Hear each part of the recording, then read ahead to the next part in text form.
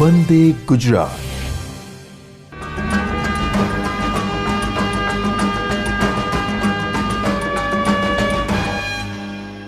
નમસ્કાર. પ્રકરણ 11 ભાગ 1 આપણે ભણી ગયા છીએ. આજે ભાગ 2નો અભ્યાસ કરશું. છેલ્લે આપણે પેલિન્ડ્રોમિક સિક્વન્સ વિશે વાત કરતા હતા. પેલિન્ડ્રોમિક સિક્વન્સ એટલે આગળ અને પાછળથી વાંચતા બંને બાજુએ સમાન સિક્વન્સ જોવા મળે એને આપણે પેલિન્ડ્રોમિક સિક્વન્સ તરીકે ઓળખીએ છીએ. અહીંયા કેટલાક રિસ્ટ્રિક્શન એન્ઝાઇમ માટેની પેલિન્ડ્રોમિક સિક્વન્સ આપેલી છે એ આપણે હવે જોઈએ.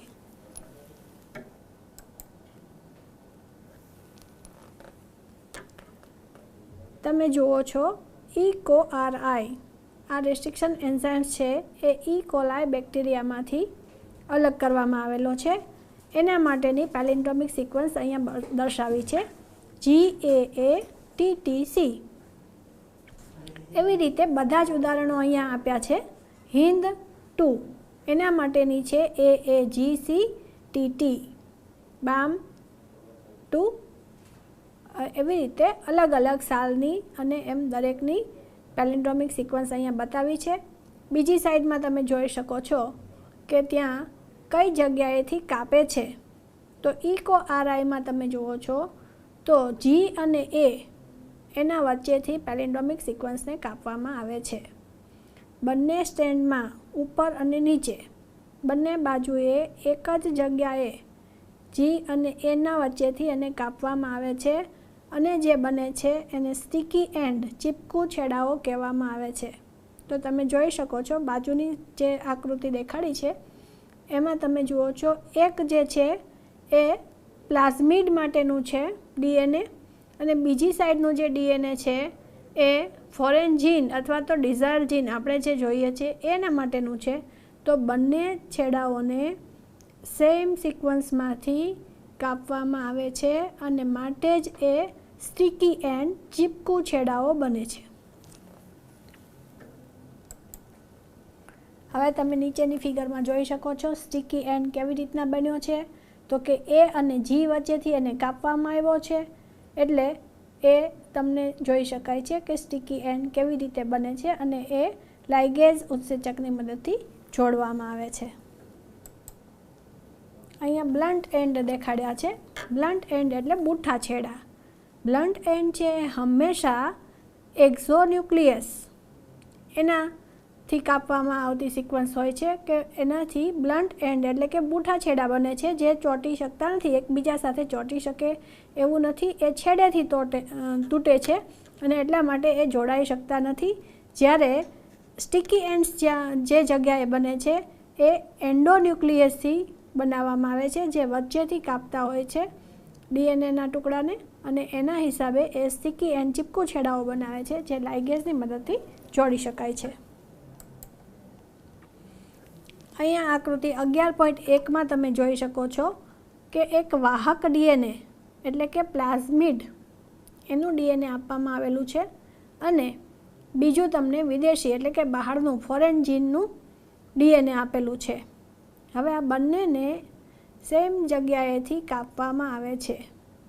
તો તમે જુઓ છો કે જે સિક્વન્સ બને છે એ G અને A વચ્ચેથી કાપે છે ઉપર અને નીચે બંને શૃંખલાને. બરાબર છે. જેવી રીતે વાહક DNAને કાપ્યું છે એ જ રીતે વિદેશી DNAને ફોરેન જીન જે છે એને કાપ્યું છે. તો જે છેડા બને છે એને આ રીતે આપણે વાંચી શકીએ GCTTAA અને સામેની સાઈડ છે તો Tના ઉપર હંમેશા A આવશે. તો T ઉપર A, બીજા T ઉપર A, એના ઉપર T, તો AATT. આવી રીતે જે બને છે એને આપણે કહીએ છીએ સ્ટીકી એન્ડ્સ, ચીપકું છેડા. DNAના ટુકડાઓ ચીપકું છેડાથી જોડાઈ જાય છે. ત્રીજી ફિગરમાં તમે જોઈ શકો છો કે આ બંને છેડાઓ એકબીજા ઉપર ઓવરલેપિંગ થઈ અને જોડાઈ ગયા છે. તો એને કહેવાય છે પુનઃ સંયોજિત DNA, રિકોમ્બિનન્ટ DNA. શું તમે જાણો છો કે પેલિન્ડ્રોમ શું છે? તે શબ્દોનો સમૂહ છે જેને આગળ પાછળ બંને બાજુએથી વાંચતા સરખા વાંચી શકાય. ઉદાહરણ તરીકે મલયાલમ. તમે બંને બાજુથી બેકવર્ડ ને ફોરવર્ડ વાંચો, એક જ સરખું તમને વંચાશે. ડીએનએમાં પેલિન્ડ્રોમ બેઝ જોડનો એક એવો ક્રમ હોય છે જે ડીએનએની એક બાજુએથી બીજી બાજુ તરફ આગળ અને પાછળથી એક સરખા વાંચી શકાય છે. ઉદાહરણ, આપેલ ક્રમને 5' એન્ડથી 3' એન્ડ દિશામાં વાંચવાથી બંને શૃંખલામાં એક સરખા વાંચી શકાય છે. જો તેને 3' એન્ડથી 5' એન્ડની દિશામાં વાંચવામાં આવે તો પણ તે સાચું પડે છે. હવે નીચે એક ઉદાહરણ આપ્યું છે, GAATTC. આ ઇકોઆરઆઈ એટલે કે ઇકોલાઈ બેક્ટેરિયામાંથી અલગ કરવામાં આવેલ રિસ્ટ્રિક્શન એન્ડોન્યુક્લિયસ માટેની પેલિન્ડ્રોમ સિક્વન્સ છે. તો તમે જુઓ છો પાછળથી નીચેની આપણે શૃંખલા વાંચીએ તો એમાં પણ GAATTC. તો આ બંને આગળ પાછળથી વાંચતા સરખું જો વાંચી શકાય છે એને પેલિન્ડ્રોમ શૃંખલા કહેવામાં આવે છે. હવે મિત્રો તમે એવું વિચારતા હશો કે દરેક શૃંખલા છે એ પેલિન્ડ્રોમ શૃંખલા છે, તો ના, એવું નથી. દરેક શૃંખલાઓ છે એ પેલિન્ડ્રોમ શૃંખલાઓ હોતી નથી.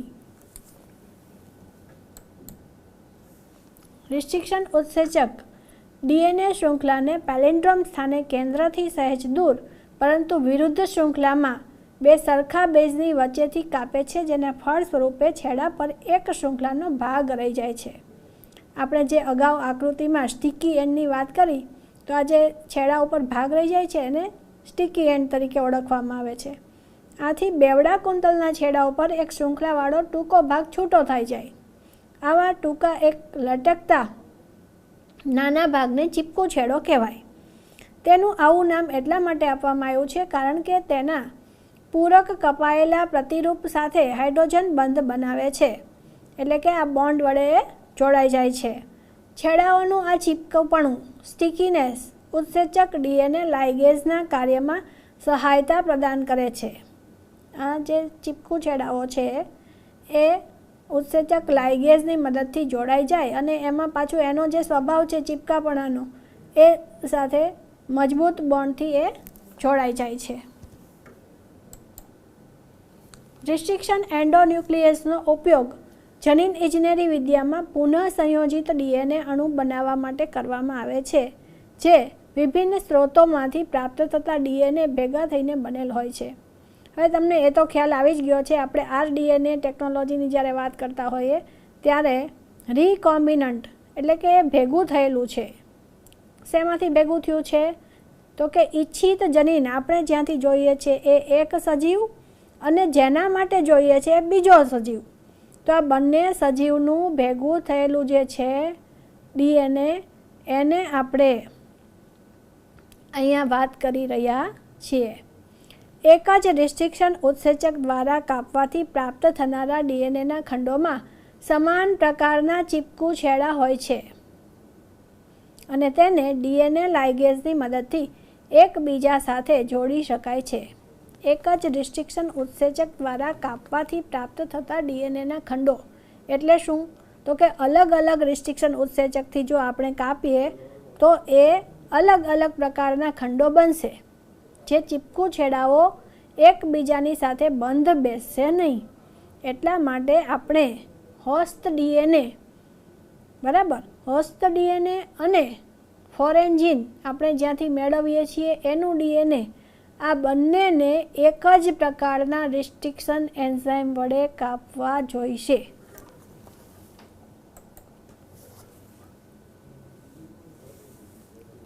આ આકૃતિ દ્વારા આપણે સમજીએ. આકૃતિમાં એક વિદેશી ડીએનએ એટલે કે ફોરેન જીન બતાવ્યું છે અને બાજુમાં વાહક ડીએનએ, વાહક એટલે વેક્ટર, વેક્ટર કોણ છે અહીંયા? પ્લાઝમિડ. હવે તમે જુઓ છો કે પ્લાઝમિડને એક છેડેથી કાપવામાં આવ્યું છે અને બીજી બાજુ ફોરેન ડીએનએ જે છે એને કાપવામાં આવ્યું છે. એક જ રિસ્ટ્રિક્શન ઉત્સેચક વિદેશી ડીએનએ અને વાહક ડીએનએ બંનેને ચોક્કસ સ્થાનેથી કાપે છે. બંનેને તમે ફિગરમાં જો કપાયેલા દેખાય છે, બરાબર છે. હવે લાઇગેઝ વિદેશી ડીએનએને પ્લાઝમિડ સાથે જોડે છે. નીચેની આકૃતિ તમે જુઓ, પુનઃ સંયોજિત ડીએનએ અણુ એનો મતલબ છે કે rDNA રિકોમ્બિનન્ટ DNA. ત્યાં તમે જુઓ છો કે રેડ કલરનું આખું પ્લાઝમિડ દેખાય છે અને એની સાથે તમને બ્લુ કલર થોડોક નાનો એવો દેખાય છે. તો એ બ્લુ કલર છે એ બીજું કંઈ નથી પણ વિદેશી DNA છે, ફોરેન જીન ત્યાં આવી ગયું છે, જોડાઈ ગયું છે. હવે તમે જુઓ છો તો શું થયું, તો કે એ રિકોમ્બિનન્ટ DNA બની ગયું. હવે એ રિકોમ્બિનન્ટ DNA ને હોસ્ટ સેલ કોણ છે અહીંયા, ઈ કોલાઈ, એના અંદર એની અંદર ઉતારવામાં આવ્યું છે હોસ્ટ સેલની અંદર. અને પછી શું કર્યું છે એનું, તો કે એના અંદર એ વિદેશી DNA ધરાવતું વેક્ટર દાખલ થઈ ગયું છે, પ્લાઝમિડ દાખલ થઈ ગયું છે અને પ્લાઝમિડનું પછી ક્લોનિંગ થાય છે. ક્લોનિંગ થયું એટલે એની ફોટોકોપીઓ બનવા લાગી છે. એકમાંથી 2 કોપીઓ બની ગયેલી અહીંયા દેખાય છે. કોષ વિભાજન પામે છે અને 2 કોપીઓ બતાવી છે. એમાં તમે જુઓ છો કે પ્લાઝમિડનો ગુણધર્મ છે સ્વયં જનન પામવાનો અને એની સાથે સાથે જે જોડાણ થયેલું ડિઝાયર જીન છે કે આપણું ફોરેન જીન છે એ પણ ડબલ કોપીમાં થઈ જશે.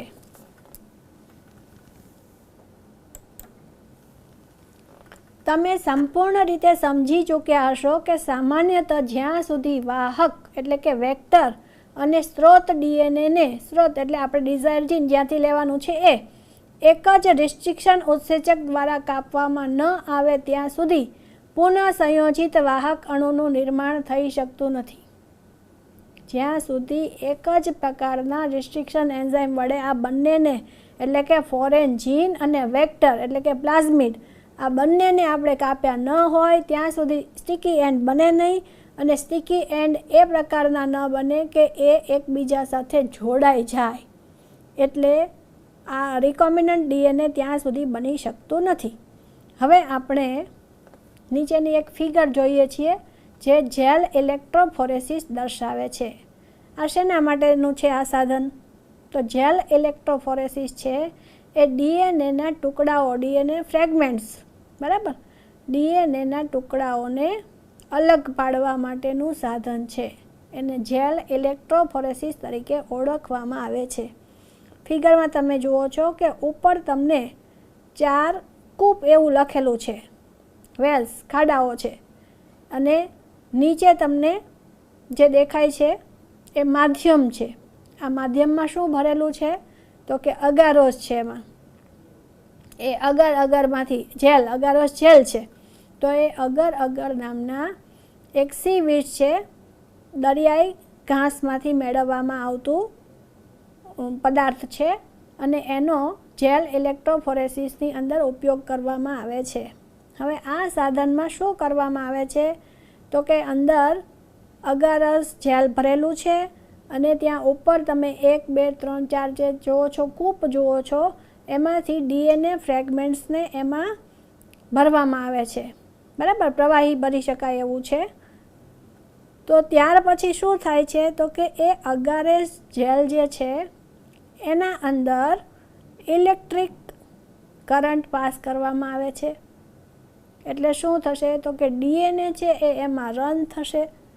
હવે DNA કેવી રીતના રન થશે, તો કે હેવીયર ફ્રેગમેન્ટ જે વજનદાર છે ટુકડાઓ એ નજીકમાં રહેશે અને લાઇટર ફ્રેગમેન્ટ જે નાના હલકા છે એ દૂર જશે. તો તમે અહીંયા DNAના પટ્ટાઓ જુઓ છો, ફ્રેગમેન્ટ્સ એટલે પટ્ટાઓ. તો સૌથી મોટા છે એ નજીકમાં રહ્યા છે અને સૌથી નાના છે એ દૂર ગયા છે. ક્યાંથી ભર્યા છે, એને કૂપમાંથી ભરવામાં આવ્યા છે. તો આવી રીતે એ પ્રસારિત થશે. ક્યાં પ્રસારિત થશે, તો કે માધ્યમમાં. માધ્યમ શું છે, તો કે અગારોસ જેલ છે એ એનું માધ્યમ છે. હવે શું કરવાનું છે, તો કે આ ટુકડાઓ છે એ અલગ અલગ થઈ ગયા છે. હવે એમાં ઇલેક્ટ્રિક પ્રવાહને હિસાબે શું થશે, તો કે જે DNA છે, DNA ફ્રેગમેન્ટ્સ છે એ ઋણ વીજભાર ધરાવે છે. વિદ્યુતભાર પસાર કરવામાં આવ્યો છે તો DNA ફ્રેગમેન્ટ્સ છે એ ઋણ વીજભાર ધરાવે છે. શું કામ, તો કે ફોસ્ફેટ ધરાવે છે અને ફોસ્ફેટ પોતે ઋણ વીજભાર ધરાવે છે. તો ઋણ વીજભારવાળું DNA છે એ ધન વીજભાર બાજુ આકર્ષિત થશે. હવે આ સાધન છે એમાં તમે જુઓ છો કે જ્યાં 1, 2, 3, 4 લખ્યું છે એ બાજુ ઋણ વીજભાર રહેશે અને સામેના છેડે ધન વીજભાર રહેશે. એટલે ડીએનએ કઈ બાજુ આકર્ષિત થશે? સામેના છેડા બાજુ આકર્ષિત થશે. એ ધન વીજભાર તરફ જવાનો પ્રયત્ન કરશે. હવે જ્યારે ડીએનએ રન થઈ જાય ત્યાર પછી શું કરવામાં આવે છે? તો કે ઇલેક્ટ્રિક કરંટ જે છે એને બંધ કરી દેવામાં આવે છે અને ત્યાર પછી એને ઇથિડિયમ બ્રોમાઇડ વડે સ્ટેઇન કરવામાં આવે છે. ડીએનએને એના વડે સ્ટેઇન કરાય છે અને સ્ટેઇન કર્યા પછી એના ઉપર યુવી લાઇટમાં એક્સપોઝ કરવામાં આવે છે અને જોવામાં આવે છે. તો અત્યારે તમને જે લાલ કલરના કે કેસરી કલરના પટ્ટાઓ દેખાય છે એ આવા સ્ટેઇનિંગ કરેલા છે. બરાબર છે? તો આ પદ્ધતિ વડે આપણે એને અલગ તારવી શકીએ છીએ ડીએનએના પટ્ટાઓને. કોની સાથે? જેલ સાથે, અગારોસ જેલ સાથે. હવે અગારેસ જેલમાંથી ડીએનએને અલગ તારવવા માટે આપણે એને ઇલ્યુશન પદ્ધતિથી અલગ તારવી શકશું, એટલે કે છૂટું કરી શકશું. ઇલ્યુશન ખરેખર શું છે? તો કે ઇલ્યુશન છે એ કોઈ વસ્તુ જેલ સાથે ડીએનએ જોડાયેલું છે તો જેલથી એને અલગ કરવા માટે એને સોલ્વન્ટ દ્વારા ધોવામાં આવે છે અને એને અલગ કરવામાં આવે છે, એક્સટ્રેક્ટેડ અલગ કરવામાં આવે છે, ડીએનએને અલગ મેળવી લેવામાં આવે છે. આવી રીતે આપણે ડીએનએને અલગ જેલ ઇલેક્ટ્રોફોરેસિસ પદ્ધતિની મદદથી મેળવી શકીએ છીએ. આગળ તમારા પુસ્તકમાં આના વિશે ચર્ચા કરેલી છે, એ આપણે હવે જોશું. ડીએનએના ખંડોનું પૃથ્થકરણ અને અલગીકરણ. રિસ્ટ્રિક્શન એન્ડોન્યુક્લિયસ દ્વારા ડીએનએને કાપવાના પરિણામ સ્વરૂપે ડીએનએના ટુકડા થઈ જાય છે. એ તો હમણાં જ મેં તમને વાત કરી કે ડીએનએના ટુકડાઓને પહેલાં સાધનમાં ભરવામાં આવે છે, ડીએનએ ફ્રેગમેન્ટ્સને કૂપની મદદથી. આ ટુકડાઓને જેલ ઇલેક્ટ્રોફોરેસિસ તરીકે ઓળખાતી પદ્ધતિ દ્વારા અલગીકૃત કરી શકાય છે. કેમ કે ડીએનએના ટુકડાઓ ઋણ વીજભારિત અણુઓ હોય છે. શું કામ હોય છે એ પણ મેં દર્શાવ્યું છે કે એ ફોસ્ફેટ ધરાવે છે એટલા માટે ઋણ વીજભારિત છે, જેથી તેઓને માધ્યમ એટલે કે આધારકમાં વિદ્યુત ક્ષેત્રની મદદથી ધન વિદ્યુત ધ્રુવની તરફ બળપૂર્વક ધકેલીને અલગ કરી શકાય છે. આજકાલ સામાન્ય રીતે ઉપયોગ કરવામાં આવતું માધ્યમ એગેરોસ છે. તો આ એગેરોસ શું છે? તે દરિયાઈ નીંદણ સીવીડ્સમાંથી અલગીકૃત કરાયેલ કુદરતી પોલિમર છે. એગેરોસ જેલની ચારણી જેવી અસરથી ડીએનએના ટુકડાઓ તેના કદ મુજબ અલગ થાય છે. આપણે એવું કીધું કે હેવીયર ચેઇન જે છે ડીએનએની એ નજીકમાં રહેશે અને લાઇટર ચેઇન છે એ દૂર જશે. આમ તેના ટુકડાનું કદ જેટલું નાનું તેટલું તે વધુ દૂર સુધી ખસે અને જેટલું મોટું, ભારે, વજનદાર એટલું એ નજીક રહેશે.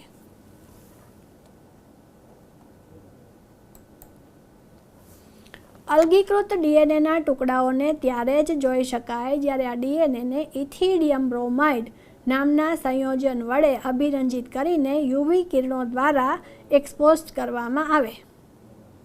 તમે શુદ્ધ ડીએનએના ટુકડાને દ્રશ્યમાન પ્રકાશમાં એટલે કે વિઝિબલ લાઇટની અંદર યુવી લાઇટમાં આપણે જોઈ શકીએ છીએ, વિઝિબલ લાઇટમાં એને જોઈ શકતા નથી. ઇથિડિયમ બ્રોમાઇડથી અભિરંજિત જેલ ઉપર યુવી પ્રકાશ પાડતા ડીએનએના ચળકતા નારંગી રંગના પટ્ટાઓ તમે જોઈ શકો છો. હમણાં જ તમે ફિગરમાં જોયા. ડીએનએના પટ્ટાઓને એગેરોસ જેલથી કાપીને બહાર કાઢવામાં આવે છે. હવે જેલની સાથે તો જોડાયેલા છે તો એને એમાંથી કાપીને બહાર કાઢવા માટે જે પ્રક્રિયા કરવામાં આવે છે એને ઇલ્યુશન કહેવાય. આ રીતે શુદ્ધ કરવામાં આવેલ ડીએનએના ટુકડાને, ઇલ્યુશન એટલે શું? તો કે એને ધોવામાં આવે, વોશ આપવામાં આવે અને એનાથી અલગ કરવામાં આવે. આ રીતે શુદ્ધ કરવામાં આવેલ ડીએનએના ટુકડાઓને ક્લોનિંગ વાહકો સાથે જોડીને રીકોમ્બિનન્ટ ડીએનએના નિર્માણમાં ઉપયોગ કરવામાં આવે છે. હવે આપણે જે ડીએનએ જોઈએ છે એ ડીએનએ ક્યાં રહેલું છે એ આપણે પહેલાં યાદ કરી લઈએ. મેં તમને અગાઉના લેસનમાં વાત કરી છે. આપણું હ્યુમન બિંગ છે એ અનેક કોષોનું બનેલું છે. દરેક કોષની અંદર શું છે? ન્યુક્લિયસ છે. ન્યુક્લિયસની અંદર શું છે? કોષ કેન્દ્ર, કોષ કેન્દ્રિકા. એના અંદર શું છે? ક્રોમોઝોમ્સ, રંગસૂત્રો. એના અંદર શું છે? તો કે રંગસૂત્રની અંદર ડીએનએ છે અને જનીનો છે. હવે આપણે જે જોઈએ છે એ ડિઝાયર જીન જોઈએ છે. તો આ ડીએનએના ટુકડાઓ છે એના અંદર આપણે જોતું જનીન ક્યાં પડ્યું છે એ કેમ ખબર પડે? તો એ આપણે ગોતવું પડશે ને. તો એ ગોતવા માટે આખી પદ્ધતિ આપણે જેલ ઇલેક્ટ્રોફોરેસિસ, ડીએનએના ટુકડાઓ કર્યા, પછી એને ઇથિડિયમ બ્રોમાઇડથી સ્ટેઇન કર્યું, સ્ટેઇન કર્યા પછી યુવી લાઇટની અંદર એક્સપોઝ કર્યું અને એના પછી ઇલ્યુશન કર્યું કે આપણે એને અલગ પાડી દીધું ડીએનએને પ્યોર ફોર્મમાં. પ્યોર ફોર્મ તો જોશે જ ને આપણે, બરાબર? કોઈ પણ વસ્તુ આપણે જોતી હોય તો પ્યોર ફોર્મ જોઈએ ને. સોનું આપણે લેતા હોય તો પણ આપણે શું કહીએ? શુદ્ધ સોનું છે ને, બરાબર? એવી રીતના ડીએનએ કોઈનું આપણે જોતું હોય તો આપણે એવું કહીએ ને કે ડીએનએ શુદ્ધ છે ને, પ્યોર ફોર્મ છે ને. તો પ્યોર ફોર્મ આવી રીતે આપણે મેળવી શકીએ. શું કામ? તો કે ડીએનએની આરે તો કેટલી વસ્તુ હોય. કેમ કે ડીએનએને આપણે ક્યાંથી કાઢ્યું? તો કે કોષ કેન્દ્રમાંથી કાઢ્યું. ત્યાંથી અંદર એ તો કેટલું હતું. હવે આ દરેક વસ્તુ એની સાથે ભેળસેળ થતી આવે ને, બરાબર છે? વનસ્પતિ કોષ હોય તો કોષ દિવાલ છે સેલ્યુલોઝની બનેલી છે, તો એને દૂર કરવા માટે સેલ્યુલેઝ ઉત્સેચક જરૂરી છે. એવી રીતના પ્રોટીન આરે જોડાયેલા હોય, કેમ કે પ્રોટીનનું સ્ટ્રક્ચર આખું છે આપણું, તો પ્રોટીનને પ્રોટીનેઝથી દૂર કરવા પડે. ન્યુક્લિક એસિડ છે, ડીએનએ કે આરએનએ છે, એને અલગ કરવા માટે ન્યુક્લિયસ ઉત્સેચક હોવા જોઈએ. તો આ બધા એઝ જેની પાછળ લાગે છે એ બધા શું છે? એન્ઝાઇમ્સ છે. આ એન્ઝાઇમ્સને તોડવા પડે. એ કામ શું કરે છે? તો કે તોડવાનું, લાયસિસ, એ તોડવાનું કામ કરે છે. કોને તોડે છે? તો કે દરેક વસ્તુને તોડે, અને તોડ્યા પછી એમાંથી પ્યોર ફોર્મમાં ડીએનએ આપણે મેળવીએ, અને આ ડીએનએનો આપણે ઉપયોગ કરીએ છીએ.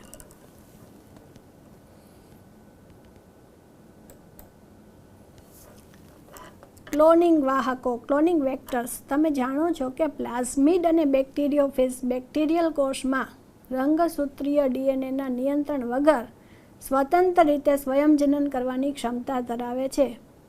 હવે આ વેક્ટરમાં આપણે અગાઉ પણ વાત કરી છે કે કોણ વપરાય, વેક્ટર તરીકે કોનો યુઝ કરી શકાય?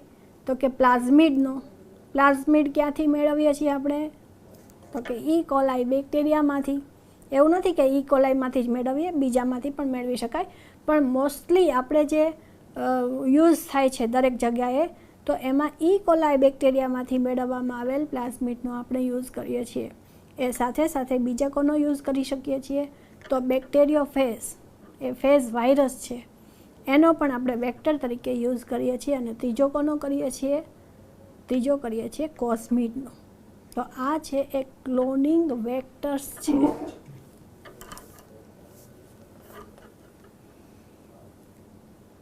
તો એ ક્લોનિંગ વેક્ટર શું કરી શકે છે? તો કે એ સ્વયંજનન, રેપ્લિકેશન, પોતાની જાતે રેપ્લિકેશન કરી શકે છે. બેક્ટેરિયોફેજની પ્રત્યેક કોષમાં ઘણી વધારે સંખ્યા હોવાથી બેક્ટેરિયલ કોષમાં તેમના જનીન સંકુલની ઘણી બધી નકલો જોવા મળે છે. કેટલાક પ્લાઝમિડની 1 અથવા 2 નકલો પ્રતિ કોષ હોય, જ્યારે બીજાની 15 થી 100 નકલો પ્રતિ કોષ હોય. તમે હમણાં એક વિડીયો જોઈ, એના અંદર પ્લાઝમિડ તમે જોતા હતા, ગોળાકાર પ્લાઝમિડ ઘણા બધા તમે જોતા હતા ને. તો આવી 15 થી 100 નકલો પણ હોઈ શકે. તેની સંખ્યા આનાથી પણ વધારે હોઈ શકે. જો આપણે વિદેશી ડીએનએના ટુકડાને બેક્ટેરિયોફેજ અથવા પ્લાઝમિડ ડીએનએ સાથે જોડીએ તો તેની સંખ્યા પણ બેક્ટેરિયોફેજ અથવા પ્લાઝમિડની નકલોની સંખ્યાને સમકક્ષ ગુણન કરાવી શકીએ. વર્તમાન સમયમાં ઉપયોગ કરાવવામાં આવતા વાહકો એવી રીતે તૈયાર કરવામાં આવે છે કે જેથી વિદેશી ડીએનએના સરળતાથી જોડાણમાં તથા બિન પુનઃસંયોજિતોમાંથી પુનઃસંયોજિતની પસંદગીમાં સહાયતા પ્રાપ્ત થાય. હવે અહીંયા એક શબ્દ વાપર્યો છે, બિન પુનઃસંયોજિત અને પુનઃસંયોજિત, એમાંથી પસંદગી. બિન પુનઃસંયોજિત એટલે નોન રીકોમ્બિનન્ટ, અને પુનઃસંયોજિતનો મતલબ રીકોમ્બિનન્ટ, જે જોડાયું નથી. અને પુનઃસંયોજિત એટલે શું? જે જોડાઈ ગયેલું છે. કોની સાથે જોડાઈ ગયું છે? ફોરેન જીન છે એ વેક્ટર પ્લાઝમિડ સાથે જોડાઈ ગયું છે, એની પસંદગી કરવામાં આ આપણને ઉપયોગી થાય છે. Insertion of the selected DNA into a cloning vector to create a rDNA or chimeric DNA. rDNA એટલે જ chimeric DNA. આ બરાબર યાદ રાખવાનું. ક્વેશ્ચન અલગ અલગ રીતે તમને પૂછાઈ શકે, બધા શબ્દો સેમ છે. Cloning vectors, cloning vectors, vectors એટલે વાહકો, ક્લોનિંગ કરવા માટેના વાહકો. The selected DNA fragment needs to be cloned. તો સિલેક્ટેડ આપણે ડીએનએ જોતું છે, ડિઝાયર ડીએનએ, બરાબર, આપણે જે જોતું છે એવું એને શું કરવાનું છે તો કે નીડ્સ ટુ બી ક્લોન, એને ક્લોન કરવાની જરૂરિયાત છે. Vector is use to clone the DNA fragments. આના માટે કોણ ઉપયોગી છે તો કે વેક્ટરનો ઉપયોગ થાય છે. Vectors are small piece of DNA to clone a gene selected DNA fragments. તે carry desire foreign DNA fragments and replicate, એનું વહન કરે છે. ડિઝાયર એટલે આપણે જે જોતું છે ફોરેન ડીએનએ એનું વહન કરે છે અને શું કરે છે, રેપ્લિકેટ કરે છે. રેપ્લિકેટ કરે એટલે એનું સ્વયંજનન કરે. Plasmid or bacteriophage virus are used as cloning vectors. Plasmid અથવા તો બેક્ટેરિયોફેજ વાયરસ છે એ ક્લોનિંગ વેક્ટર્સ તરીકે ઉપયોગી છે. Why plasmid bacteriophage virus is used as vector. એ જ શું કામ વપરાય છે, પ્લાઝમિડ અને બેક્ટેરિયોફેજ શું કામ વેક્ટર તરીકે વપરાય છે તો આપણે પ્લાઝમિડના લક્ષણો જોઈએ. અહીં તમને ફિગરમાં બહુ સરસ મજાનું દેખાડ્યું છે, તમે જુઓ છો પ્લાઝમિડ, બરાબર છે, નીચે તમને મોટું કરીને બતાવ્યું છે અને અહીંયા એના બાજુમાં પ્લાઝમિડ છે ને, જ્યાં બેક્ટેરિયમ દેખાડ્યું છે એની અંદર એક બાજુ તમને પ્લાઝમિડ દેખાડ્યું છે અને બીજી બાજુ બેક્ટેરિયલ ક્રોમોઝોમ દેખાડ્યું છે. તો આ બેક્ટેરિયલ ક્રોમોઝોમ છે એની રીતે સ્વયંજનન પામે છે, પ્લાઝમિડ છે એ અલગથી સ્વયંજનન પામતું હોય છે. તો ઇટ કેન રેપ્લિકેટ ઇન્ડિપેન્ડન્ટલી એટલે કે અલગથી સ્વતંત્ર રીતે without control of chromosomal DNA. Chromosomal DNA જો છે જ બેક્ટેરિયાની અંદર તમે જોઈ જ શકો છો, એના દખલગીરી સિવાય પ્લાઝમિડ પોતાની રીતે રેપ્લિકેટ એટલે કે સ્વયંજનન થઈ શકે છે. તે આર સર્ક્યુલર ગોળાકાર છે. DNA that is circular is well suited to incorporate extra DNA sequence. હવે ગોળાકારના હિસાબે એની સાથે બીજું કંઈ જોડાઈ શકે એ સરસ મજાનું જોડાણ થઈ શકે છે. All plasmid that are use to deliver DNA contain genes for antibiotic resistance. હવે આ બધા પ્લાઝમિડ છે ને એ એન્ટીબાયોટિક રેસિસ્ટન્ટ સાઇટ પણ ધરાવે છે, એટલે કે એન્ટીબાયોટિક પ્રતિરોધી જનીન એ ધરાવતું હોય છે. એટલા માટે પ્લાઝમિડનો ઉપયોગ થાય છે. હવે તમને એવો એક પ્રશ્ન પૂછાય કે bacteriophage virus is used as vector. શું કામ એ વેક્ટર તરીકે વપરાય છે ભાઈ? વાય શું કામ વપરાય? બેક્ટેરિયોફેજ વાયરસ અહીંયા નીચે તમને એક બતાવ્યો છે, ટી ફેજ વાયરસ છે. It insert its genetic material into host cell and replicate.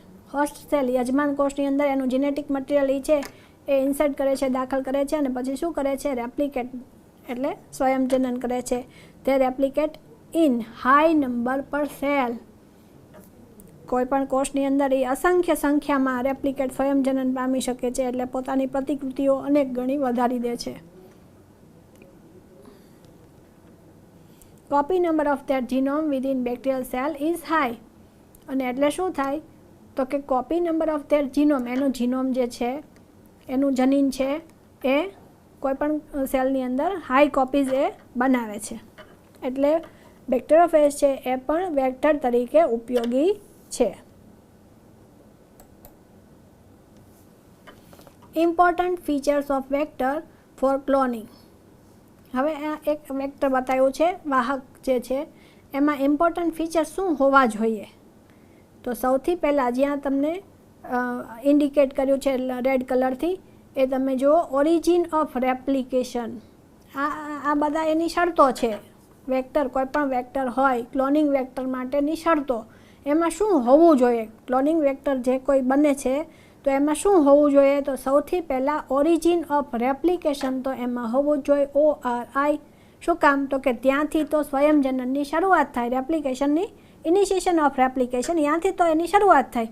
એટલે જ્યાં ORI ન હોય તો ત્યાં કેવી રીતના આપણે એનો યુઝ કરી શકીએ વેક્ટરનો? એટલે આ એની પહેલી શરત છે કે એની અંદર ઓરિજિન ઓફ રેપ્લિકેશન હોવું જોઈએ. અને એનું બીજું કામ શું છે તો કે એ કંટ્રોલિંગ પાવર ધરાવે છે. ઓરિજિન ઓફ રેપ્લિકેશન છે એ રેપ્લિકેશનનું કંટ્રોલ કરે છે. હવે કેટલી કોપીમાં તમારે સ્વયં જનન કરવું છે, 1 કોપી જોઈએ, ફોટોકોપી 1 જોઈએ, 2 જોઈએ, 10 જોઈએ કે 100 જોઈએ? તો જો ઝાઝી જોતી હોય તો ઓરિજિન ઓફ રેપ્લિકેશન પણ આપણે એવું જ સિલેક્ટ કરવું જોઈએ કે જે ઝાઝી ફોટોકોપીઓ આપણને એટલે કે ક્લોનિંગ છે એ અનેક ગણું આપણને કરાવી શકે, તો એવું વેક્ટર આપણે પસંદ કરવું પડે. A particular sequence in a genome at which replication is initiated, જ્યાંથી શરૂ થાય છે પર્ટિક્યુલર સિક્વન્સ. આ કઈ છે તો કે ડીએનએની સિક્વન્સ છે, પેલેન્ડ્રોમિક સિક્વન્સ હોય ને એ પ્રકારની સિક્વન્સ છે. In a genome at which replication is initiated, જે જગ્યાએ રેપ્લિકેશન શરૂ થાય. એટલે આ બહુ અગત્યનું છે, આ બરાબર યાદ રાખજો. ORI, origin of replication. નીચેની વિશેષતાઓ વાહકમાં સાનુકૂળ ક્લોનિંગ કરવા માટે જરૂરી છે. સ્વયંજનનની ઉત્પત્તિ. હવે અહીંયા લખ્યું છે ઓરિજિન ઓફ રેપ્લિકેશન ORI. આ તે ક્રમ છે જ્યાંથી સ્વયંજનનની શરૂઆત થાય અને જ્યારે કોઈ ડીએનએનો ટુકડો આ શૃંખલા સાથે જોડાય ત્યારે યજમાન કોષની અંદર સ્વયંજનન કરી શકે છે. ક્યાંથી સ્વયંજનન રેપ્લિકેશનની શરૂઆત ક્યાંથી થાય તો કે ORI જ્યાં લખ્યું છે એ જગ્યાએથી. બરાબર, એટલે જ્યારે કોઈ ડીએનએનો ટુકડો આ શૃંખલા સાથે જોડાઈ જાય ત્યારે યજમાન કોષની અંદર એટલે કે હોસ્ટ સેલની અંદર એ રેપ્લિકેશન કરી શકે. આ ક્રમ જોડાયેલા ડીએનએની નકલોની સંખ્યાના નિયંત્રણ માટે પણ જવાબદાર છે. મેં તમને અગાઉ વાત કરી ને કે એ જે સંખ્યા ફોટોકોપી બનાવે છે એનું કંટ્રોલિંગ પાવર એની પાસે છે. એટલે તમારે જો ઝાઝું જોતું હોય તો ORI એવું સિલેક્ટ કરવું પડે કે ત્યાં ઝાઝી ક્લોનિંગ થઈ શકે. એટલા માટે જો કોઈ લક્ષ્ય ડીએનએની ઘણી નકલો પ્રાપ્ત કરવા માંગતા હોય તો તેને એવા વાહકમાં એવા વેક્ટરમાં ક્લોન કરવું જોઈએ કે જેની ઉત્પત્તિ ઓરિજિન ખૂબ વધારે નકલો બનાવવામાં સહયોગ કરતી હોય. હવે સમજ પડી ગઈ ને એનું મહત્ત્વ કેટલું છે. બીજું છે પસંદગીમાન રેખક, સિલેક્ટેબલ માર્કર. જેવી રીતે ORI છે એ મોસ્ટ ઇમ્પોર્ટન્ટ છે, એવી જ રીતે સિલેક્ટેબલ માર્કર પણ એટલું જ અગત્યનું છે. તો સ્વયંજનનની ઉત્પત્તિની સાથે સાથે વાહકને પસંદગીમાન રેખકની પણ આવશ્યકતા હોય છે કે જે અપરિવર્તનીય નોન ટ્રાન્સફોર્મન્ટ્સની ઓળખ. નોન ટ્રાન્સફોર્મન્ટ્સ એટલે તો કે રેપ્લિકેટ નથી થયું, બરાબર, કોઈની સાથે જોડાણું નથી, બરાબર, એની ઓળખ અને તેને દૂર કરવામાં મદદરૂપ હોય છે. તથા પરિવર્તનીય એટલે ટ્રાન્સફોર્મન્ટ્સ. ટ્રાન્સફોર્મન્ટ્સ એટલે શું તો કે જેની સાથે જે પ્લાઝમિડની સાથે ફોરેન જીન વિદેશી જનીન જોડાઈ ગયું છે એને ટ્રાન્સફોર્મન્ટ્સ કહેવાય. ની વૃદ્ધિ માટે પસંદગીમાન અનુમતિ આપતું હોય. ટ્રાન્સફોર્મન્ટ્સ છે ને એનો ગ્રોથ ઈ થવા દે, બરાબર છે, અને જે નોન ટ્રાન્સફોર્મન્ટ્સ હોય તો એની ગ્રોથ થવા દેતું નથી. રૂપાંતરણ, ટ્રાન્સફોર્મેશન. હવે ટ્રાન્સફોર્મેશન એટલે એક જગ્યાએથી બીજી જગ્યાએ જવું. એક એવી કાર્ય પદ્ધતિ છે કે જેની મદદથી ડીએનએના એક ખંડને યજમાન બેક્ટેરિયામાં પ્રવેશ કરાવાય છે. ડીએનએના એક ખંડને શું કરે છે તો કે યજમાન બેક્ટેરિયાની અંદર પ્રવેશ કરાવે છે. તમે આગળના વિભાગમાં પ્રક્રિયાનો અભ્યાસ કરશો કેવી રીતના અંદર જાય છે. સામાન્ય રીતે એમ્પિસિલિન, ક્લોરામફેનિકોલ, ટેટ્રાસાઇક્લિન તથા કેનામાઇસિન જેવા એન્ટીબાયોટિક્સ દ્રવ્યો પ્રત્યે અવરોધન સંકેતન કરવાવાળા જનીનો ઈ કોલાઈ માટે ઉપયોગી પસંદગીમાન રેખકો છે. એને કહેવાય સિલેક્ટેબલ માર્કર. સામાન્ય ઈ કોલાઈ કોષો આમાંથી કોઈ પણ પ્રતિજૈવિક દ્રવ્યોનું અવરોધન કરતા નથી. સામાન્ય ઈ કોલાઈ કોષો છે એ આમાંથી કોઈ પણ પ્રતિજૈવિક દ્રવ્યોનું અવરોધન કરતા નથી, એટલે કે એનો વિરોધ કરતા નથી. Features of vectors for cloning.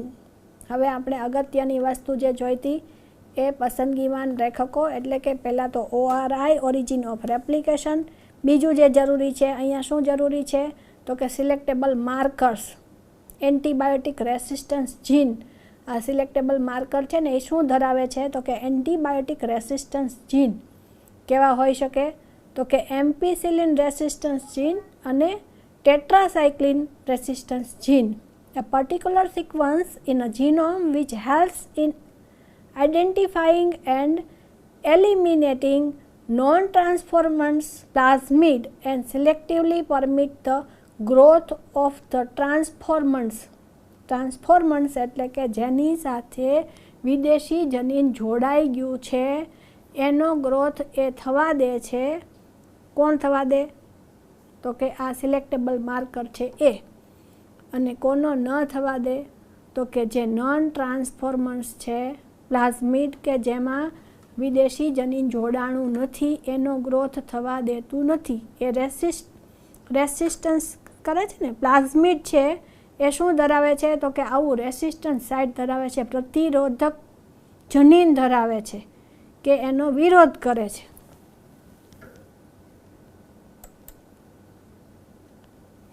અહીંયા તમને એક વેક્ટર બતાવ્યું છે, પ્લાઝમિડ છે PBr322. તો આ PBR, P stand for plasmid, B for Bolivar અને R ફોર રોડ્રિક્સ. તો આ અને પાછળ છે એનો સિક્વન્સ દેખાડે છે કે 322 એની સિક્વન્સ છે.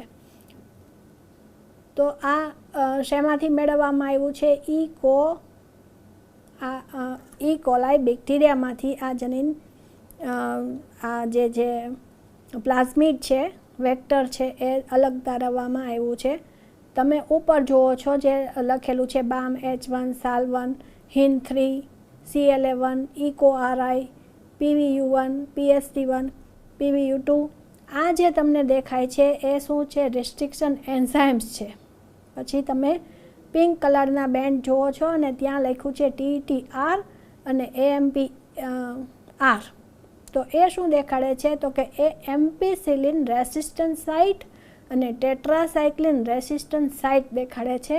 એ જનીનો ત્યાં આવેલા છે, બરાબર. એને કહેવાય સિલેક્ટેબલ માર્કર. અને નીચે તમે જુઓ છો ORI, ઓરિજિન ઓફ રેપ્લિકેશન. તો આ તમને શું દેખાડે છે? ઈ કોલાઈ ક્લોનિંગ વાહક PBr322માં રિસ્ટ્રિક્શન સ્થાનો એટલે કે રિસ્ટ્રિક્શન એન્ઝાઇમ્સ દેખાડે છે, બરાબર. એનું રિસ્ટ્રિક્શન સિક્વન્સ ત્યાં આવેલી છે. ચોક્કસ જગ્યાએ જેનું જ્યાં નામ છે એ જગ્યાએ એની રિસ્ટ્રિક્શન સિક્વન્સ આવેલી છે. એ જગ્યાએથી જ એ કપાઈ શકે છે. તો HIND3, EcoRI, BAM H1, SAL1, PVU2, PST1, CLA1, ORI તેમજ પ્રતિજૈવિક અવરોધક જનીનો પ્લાઝમિડના સ્વયંજનનમાં ભાગ લેતા પ્રોટીનનું સંકેતન કરે છે.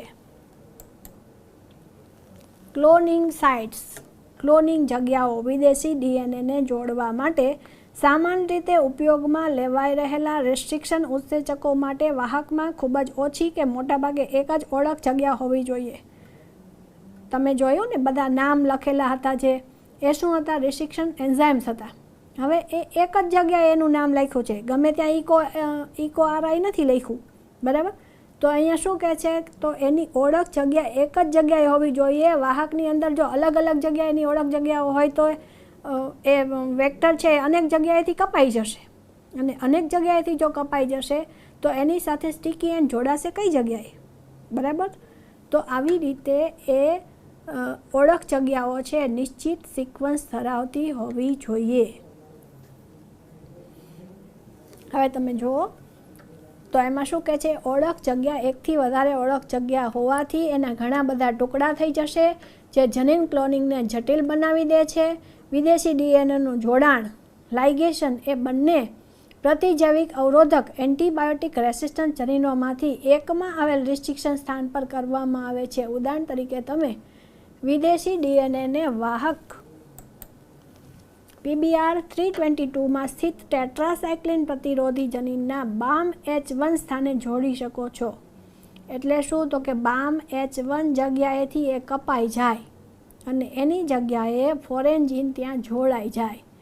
તો BAM H1 ક્યાં આવેલું છે? ટેટ્રાસાઇક્લિન રેસિસ્ટન્સ જીન ઉપર એ આવેલું છે. તો ટેટ્રાસાઇક્લિન રેસિસ્ટન્સ જીન તો કપાઈ ગયું, તો પછી ટેટ્રાસાઇક્લિનનો વિરોધ તો એ કરી શકવાનું નથી, બરાબર.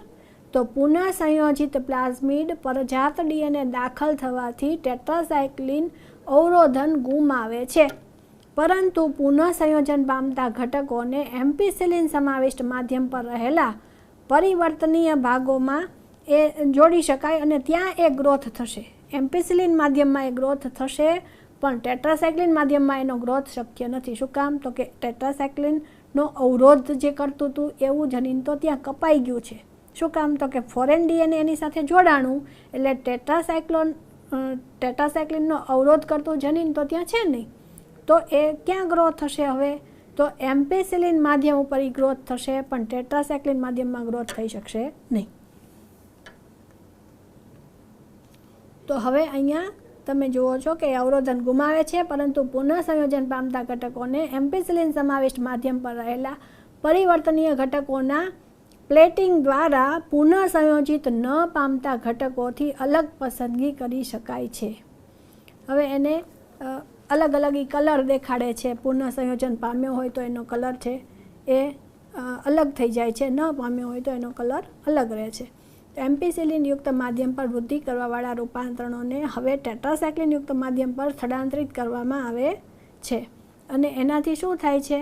તો કે એ અલગ અલગ કલરવાળું તમને દેખાશે. પુનઃસંયોજિત ઘટકો એમ્પિસિલિન માધ્યમ પર વૃદ્ધિ પામશે, પરંતુ ટેટ્રાસાયક્લિન યુક્ત માધ્યમ પર વૃદ્ધિ પામશે નહીં. પણ પુનઃસંયોજન ન પામતા ઘટકો, જે પુનઃસંયોજન નથી પામ્યા એવા, બંને પ્રતિજૈવિક દ્રવ્યો ધરાવતા માધ્યમમાં વૃદ્ધિ પામશે. શું કામ? તો કે એ તો કોઈ સાથે જોડાણા નથી, એટલે એ બંને રેસિસ્ટન્સ સાઇટ ધરાવે છે, ક્યાંયથી કપાણું તો છે નહીં, એટલે એ બંનેમાં વૃદ્ધિ પામશે. પણ જે પુનઃસંયોજન પામ્યું છે, તો જે જગ્યાએથી એ કપાણું છે એ જગ્યાએ વૃદ્ધિ નહીં પામે, પણ એનાથી વિરુદ્ધ જગ્યાએ વૃદ્ધિ પામશે. Features of vectors for cloning. Cloning sites અહીંયા તમે ફિગરમાં જુઓ છો તો પ્રમોટર ઉપર તમને દેખાય છે. પ્રમોટરની નીચે 5' એન્ડ પ્રાઇમર સાઇટ્સ તમને દેખાય છે, નીચે તમને દેખાય છે 3' એન્ડ પ્રાઇમર સાઇટ્સ, અને એની વચ્ચે તમે જુઓ છો ઇન્સર્ટેડ જીન, અને ત્યાં બંને બાજુ લખેલું છે રિસ્ટ્રિક્શન સાઇટ. તો રિસ્ટ્રિક્શન સાઇટ જે છે એ જગ્યાએથી એ કપાઈ ગયું છે. શું કપાણું છે? તો કે પ્લાઝમિડ કપાણું છે. પ્લાઝમિડ શું છે? વેક્ટર છે. અને એનું શું થાય? તો કે રેપ્લિકેશન થઈ શકે છે. બરાબર? તો એ જગ્યાએ ઇન્સર્ટેડ જીન, આપણે જે ફોરેન જીન જોતું હતું એ દાખલ થઈ ગયું છે, એટલે એ એક જગ્યાએ ત્યાં જે આવેલું છે રેસિસ્ટન્સ સાઇટ એને એ ગુમાવે છે. Cloning site which also has recognition for restriction enzyme. તો રિસ્ટ્રિક્શન એન્ઝાઇમ માટે એ ઓળખ જગ્યા છે. Both DNA of interest and vector are cut with same enzyme. આપણે જે ડીએનએ જોતું છે એ અને વેક્ટર એટલે કે પ્લાઝમિડ એ સેમ એન્ઝાઇમથી કાપવું જોઈએ. સો લાઇગેશન ટેક પ્લેસ ઇઝીલી, અને તો જ એનું જોડાણ છે એ ઇઝીલી થઈ શકે. આ કિસ્સામાં અહીં એક એન્ટીબાયોટિક અવરોધક જનીન પરિવર્તનશીલ ઘટકોની પસંદગીમાં મદદ કરે છે. પરિવર્તનશીલ એટલે ટ્રાન્સફોર્મન્ટ્સ. બરાબર? આ એક એન્ટીબાયોટિક અવરોધક જનીન પરિવર્તનશીલ ઘટકોની પસંદગીમાં મદદ કરે છે, જ્યારે બીજું એન્ટીબાયોટિક અવરોધક જનીન વિદેશી ડીએનએના પ્રવેશથી નિષ્ક્રિય થઈ જાય છે.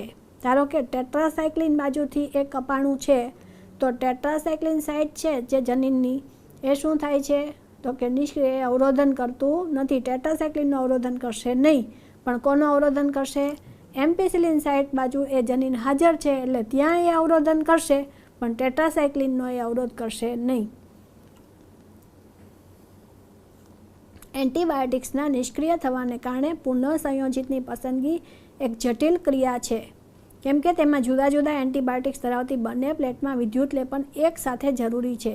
તેથી વૈકલ્પિક પસંદગીમાન રેખકને વિકસાવવામાં આવ્યું કે જે રંગસર્જક પદાર્થની હાજરીમાં પુનઃસંયોજિત અને બિન પુનઃસંયોજિતને તેમની રંગ ઉત્પન્ન કરવાની ક્ષમતાને આધારે અલગ પાડે છે.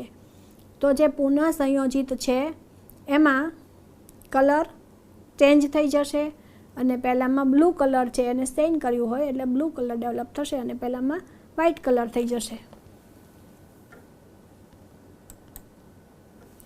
જેમાં rDNAને બીટા ગેલેક્ટોસાઇડેઝ ઉત્સેચકની સાંકેતિક શૃંખલામાં પ્રવેશ કરાવતા બીટા ગેલેક્ટોસાઇડેઝ ઉત્પન્ન કરતું જનીન નિષ્ક્રિય થઈ જાય છે, જેને નિવેશી નિષ્ક્રિયતા ઇન્સર્શનલ ઇનએક્ટિવેશન કહે છે.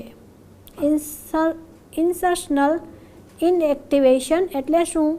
તો કે ઇન્સર્શનલ અંદર દાખલ થવાથી ઇનએક્ટિવ થઈ ગયું છે. શું ઇનએક્ટિવ થઈ ગયું? તો કે રેસિસ્ટન્સ સાઇટ જે હતી ટેટ્રાસાયક્લિન રેસિસ્ટન્સ સાઇટ એ કપાઈ ગઈ, કેમ કે ઇન્સર્શન થયું, ફોરેન ડીએનએ અંદર દાખલ થયું, એટલે જ્યાંથી દાખલ થયું ત્યાં રેસિસ્ટન્સ સાઇટ કપાઈ ગઈ, એટલે શું થયું? તો કે ઇન્સર્શનલ અંદર આવવાથી ઇનએક્ટિવ શું થયું? જનીન, રેસિસ્ટન્સ જનીન છે એ ઇનએક્ટિવ થયું, એને કહેવાય ઇન્સર્શનલ ઇનએક્ટિવેશન. જો બેક્ટેરિયાના પ્લાઝમિડમાં ઇન્સર્ટ ન હોય તો રંગસર્જક પદાર્થની હાજરીમાં નિવેશ ન હોય, એટલે કે ઇન્સર્ટ નથી થયું, અંદર દાખલ નથી થયું, તો રંગસર્જક પદાર્થની હાજરીમાં ભૂરા રંગની વસાહતોનું નિર્માણ થાય છે, અને નિવેશની હાજરી હોય, અંદર દાખલ થઈ ગયું, તો બીટા ગેલેક્ટોસાઇડેઝની જનીનની નિવેશી નિષ્ક્રિયતામાં પરિણમે છે. તેથી વસાહતો કોઈ રંગ ઉત્પન્ન કરતી નથી, જેને પુનઃ સંયોજિત વસાહતો તરીકે ઓળખવામાં આવે છે, અને રિકોમ્બિનન્ટ ડીએનએ તરીકે ઓળખવામાં આવે છે, જે કલરલેસ હોય. મને આશા છે કે તમને આમાં કંઈ જ ડાઉટ નહીં રહ્યા હોય. થેન્ક યુ મિત્રો, ફરી મળશું.